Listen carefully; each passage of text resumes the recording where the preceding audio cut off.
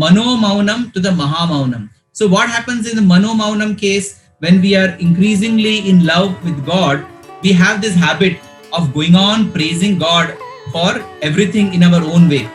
This is how God is.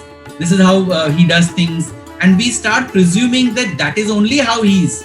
That is exactly how He is. And then the problems in the fight in the world today between communities, between religions, between individuals is because of this attitude that my description of God is the only description of God. So even in your love for God, we get into this kind of a mindset. So there's a very nice story which Swami had shared.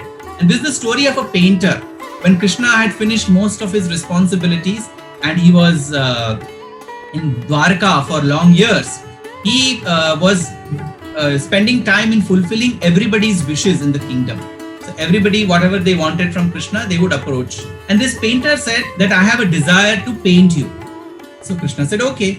His expertise was that whoever sits in front of him, he would observe them and then make an outline and then go home and finish the painting. So Krishna said, by all means, please go ahead. So after after the outline that he made of Krishna, he went home, he finished the painting and came back. And next, when he opened the painting in front of Krishna, he saw that the painting and the Krishna in his physical form were very different. So this man was aghast because it was a challenge to his key competence of painting a person in the very first attempt by just looking at him. So he was embarrassed, and because he had made a lot of claims, his reputation was at stake. So he said, please give me one more chance. So he goes back with one more outline, comes back, same thing. What he paints and the Krishna that day looks very different. So he did that for some 8 or 9 times. And then he was extremely crestfallen, and he decided to give up his profession because he had not lived up to his reputation, and leave Dwarka and go away to some other kingdom, because in Dwarka people said, this man cannot even paint the king of the land. What he will do for anybody else? So he was going crestfallen. So on the way, Sage Narada met him, and he knew what had transpired. So he said, oh, is this what happened with you? He said, yes. So I'm very crestfallen. I'll go back to another kingdom and start my life of it.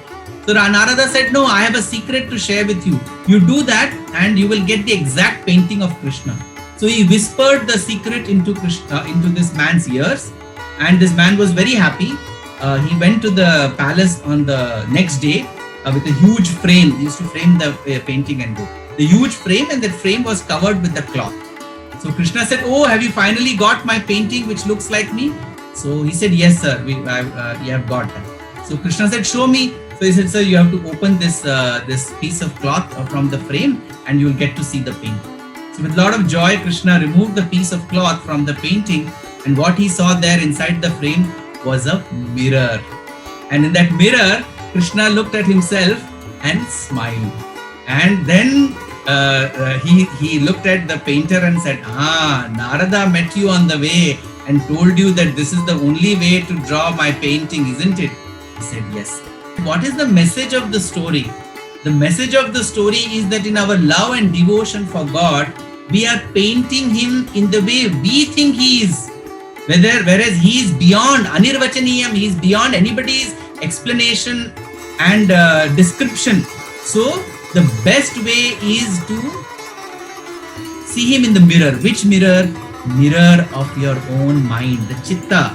All the dust, all the vrittis, negative tendencies, and samskaras, positive tendencies, have made a thick layer on this mirror of the chitta of our being. When with all our efforts and different kinds of sadhana, the washing powder, whether you use Ariel or Tide, or in India, Rin and Surf, whichever brand you like, whether you do Namasmarana, whether you do Seva, whether you do meditation, whatever, is only to clean this chitta clean, to remove the dust. When that is removed, you get to see the inherent divinity within. That is when Krishna will appear. That is what is the whole process of self-realization. Chitta Shuddhi will lead to Jnana Siddhi. When your chitta or your subconscious, your reflective mind is cleaned of all its past impressions, what you will get is Jnana Siddhi. You will get the real wisdom, and that is when you will experience the true silence. So these are the stories which connect the dots while bridging the gaps in the transitions. and also tell us in very simple ways how we are all behaving. The painter who is sketching God reflects each one of us. We are all having some element of that in our own lives. So it's our story actually. Thank you.